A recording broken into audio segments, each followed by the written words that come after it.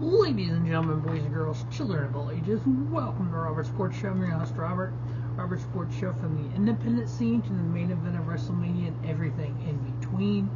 AEW Double or Nothing from this past Sunday. Was able to finish it up today. Overall, I'm just going to kind of run down what I thought of each match. I'm not going to get into details of this move, that move, etc. I'm just an overall feeling of the show. Overall, I thought it was a pretty good show. Was it the best Double or Nothing ever? No. Was it the best AEW pay-per-view ever? No. Was it good? Yes. Did it actually create some stories and work on some stories? Correct. I know there's a lot of talk in the internet wrestling community about storytelling and all that. I'm sorry, but a lot of these matches did have stories behind them. They had stories going into them. Do we have a 3-year story? No. We have a 5-year story. It's called AEW. 5-year anniversary, Double or Nothing. So we had 2 buy-in matches. First match was Deonna Purrazzo versus Thunder Rosa. This is one of those matches, just kind of a good little match. 2, I would say, top female wrestlers in AEW. Now, you kind of saw a heel-ish Deonna Purrazzo here, with her getting that kind of roll-up and kind of grabbing the rope when she did it to get the leverage on the roll-up. 10-minute match, I ended up giving it 2 3/4 star. The other pre-show match was Billy Gunn and the Acclaimed, Anthony Bowens and Matt Caster, taking on Cage of Agony, Bishop Kaun, Toa and Liona, the Gates of Agony teaming up with Brian Cage. This was actually better than I thought it was. We know Brian Cage has the ability. Kaun and Liona, they are rough and tough and powerful guys. The Acclaim, they've lost a lot of their, quote, luster. But I think the match was okay for a buy-in match. I ended up giving it 3-star with Billy Gunn and the Acclaim getting the victory there. Now we go to the main card.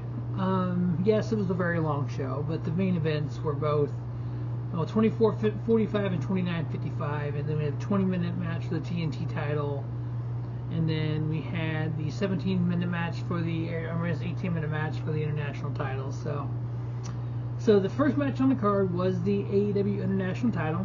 Champion Roderick Strong, along with the Kingdom, Matt Taven, Mike Bennett, and Wardlow, he is part of the Kingdom, taking on, in my opinion, the greatest wrestler in modern day wrestling, Will Ospreay. And this was kind of a playoff of what happened at Dynasty.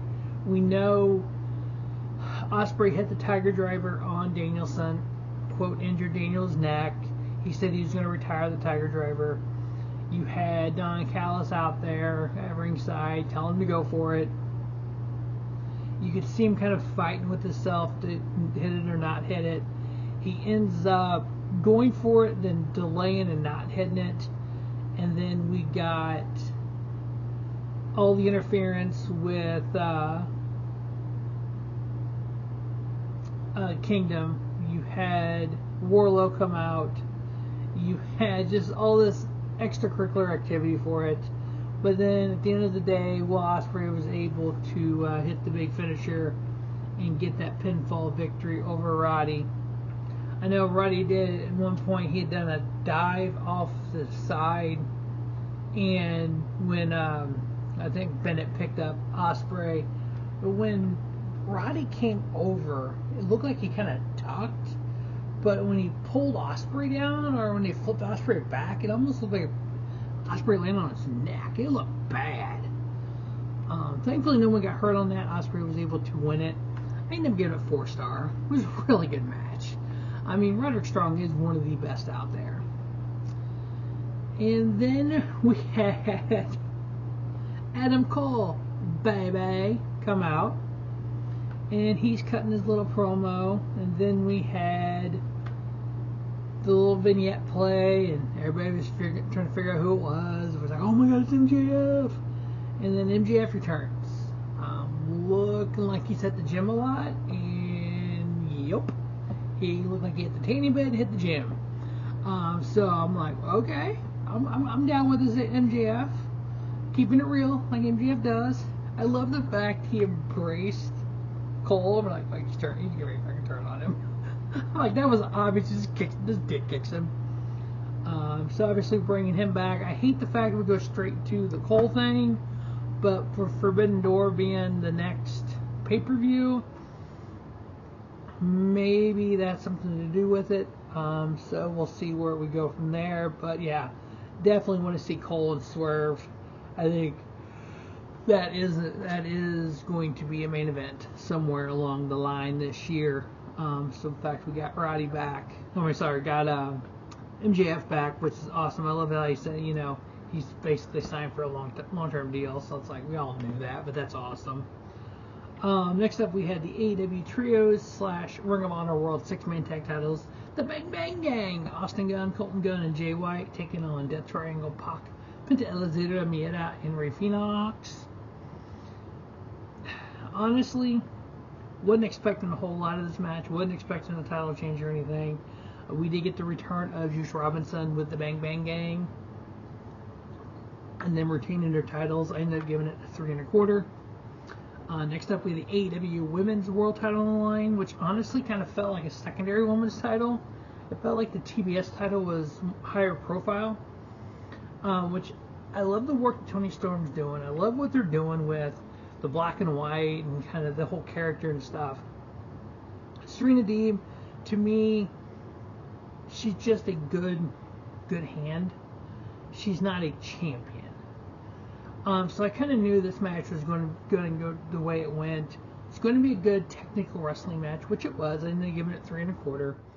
I knew Toni Storm was going to go over and get the victory, but I think Serena Deeb looked good. I think the best thing for Serena Deeb would be maybe go to Ring of Honor, even some kind of on Dynamite and Collision and stuff, and wrestle the younger women, and kind of help build them up, because she is, I would say she's the female version of Chris Jericho.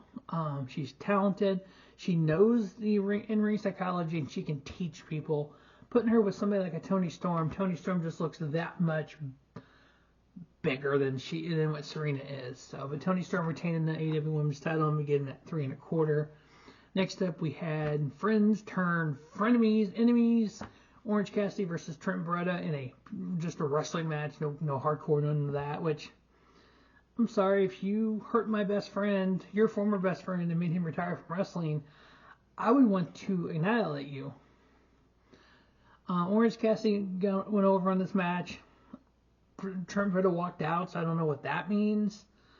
So I give it 3 stars. Like, it leaves it open to do more, but kind of like, now what? Kind of deal with it. Next up, we had For the World. This FTW title needs to go away. We know what it stands for. F the world. There's no reason for Jericho to have this title. There's no prestige coming from Jericho having this title in the whole learning tree. It was Chris Jericho defending the title versus Hook and versus Katsuyori Shibata.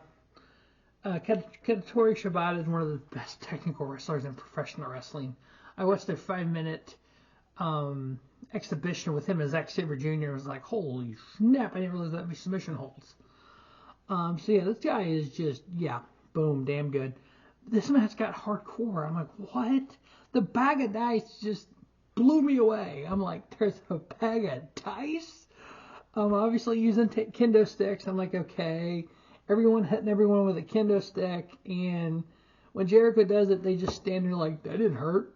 And then when they do it to Jericho, it's like, I'm like, I get the point in the match when they did that. It's like, okay, it's trying to make them look tough to Jericho, but it was like, you need to sell it at first and use that as the comeback, but that's just me.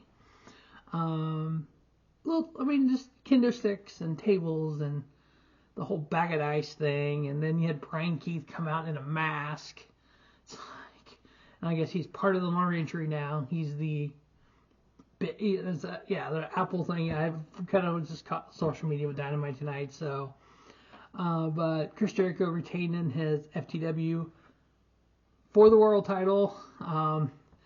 Okay, I give it 3 stars. Like, okay, Didn't do a lot for me. Next up, we have the IWGP World Heavyweight Title Eliminator match. So we have to have a match to see if the guy can have a title match. I'm like, just put the title on it already.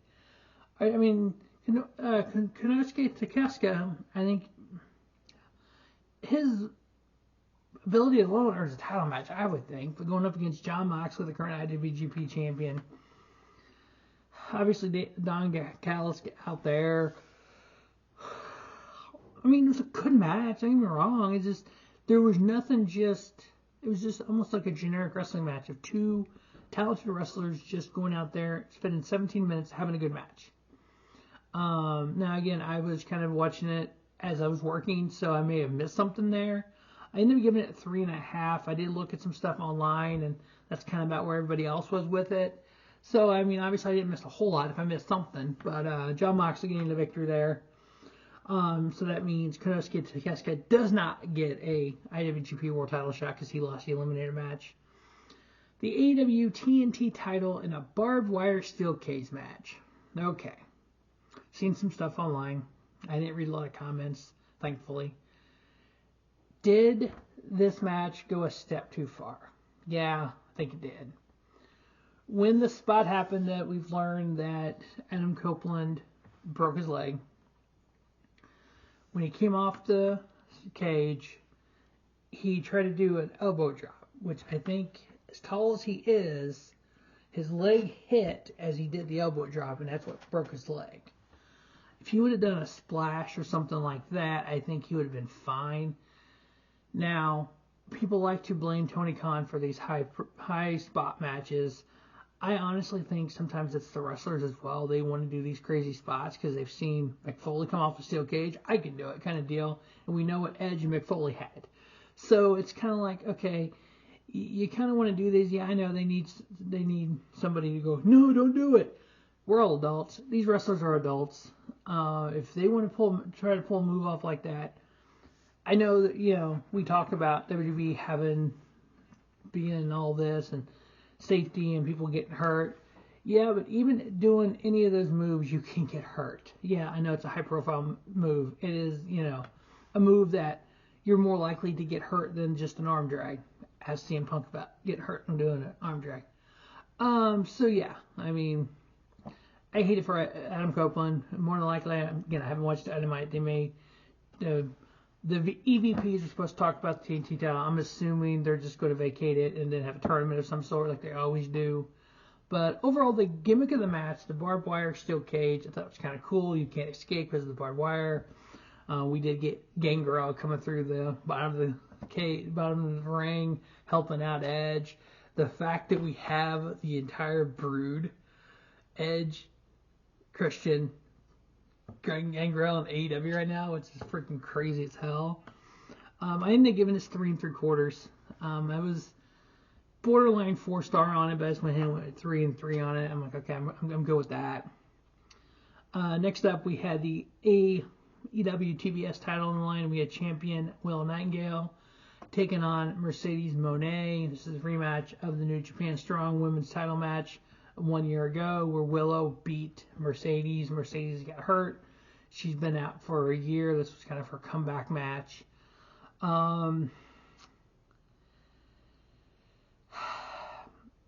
This match was good. This was one of the best matches on the card.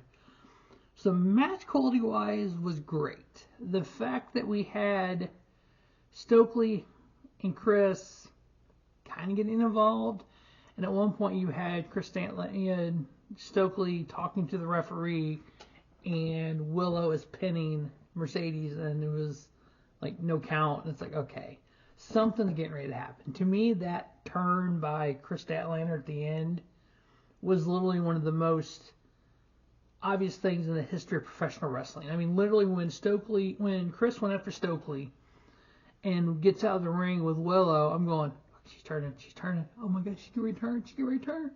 And literally she did it. I'm like, that was freaking obvious as shit. I didn't like the fact they had Mercedes Moné win it. I get why. She is the CEO and everything, the gimmick and all, but I think it would have been bigger if you would have let Willow beat her and just have Willow come out every week and going, I beat you twice.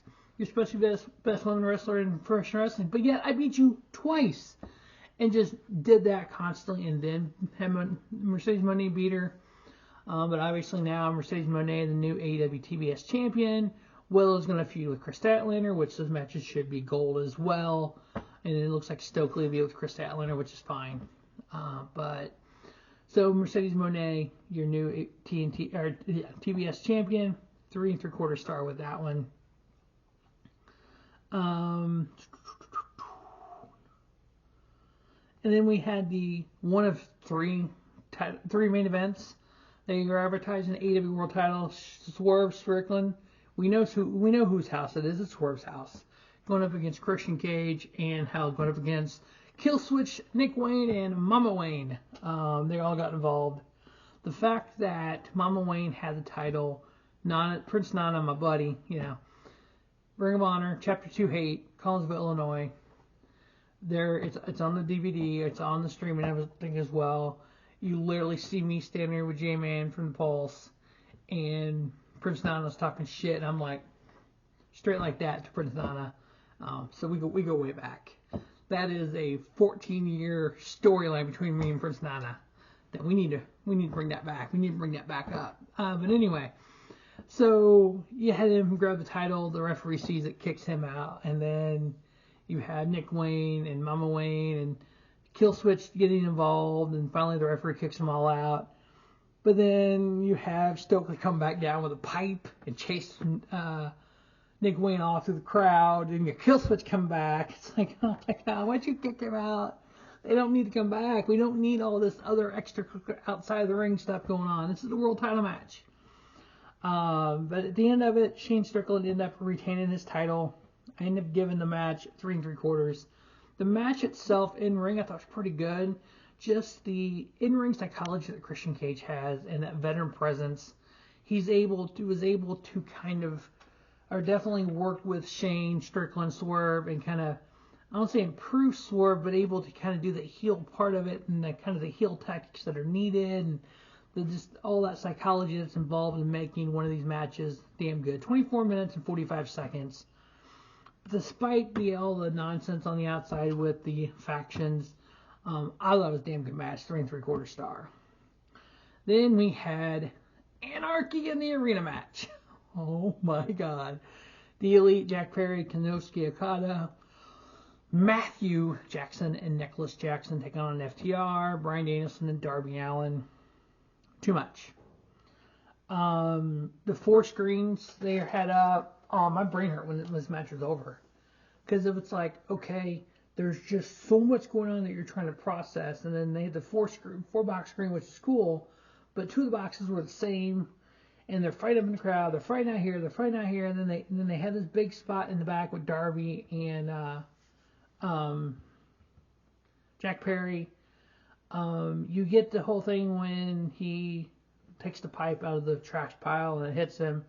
But then you see the bus come in and blow through the trash pile, but you don't know where Darby is. They said he hit Darby, but did he really hit Darby?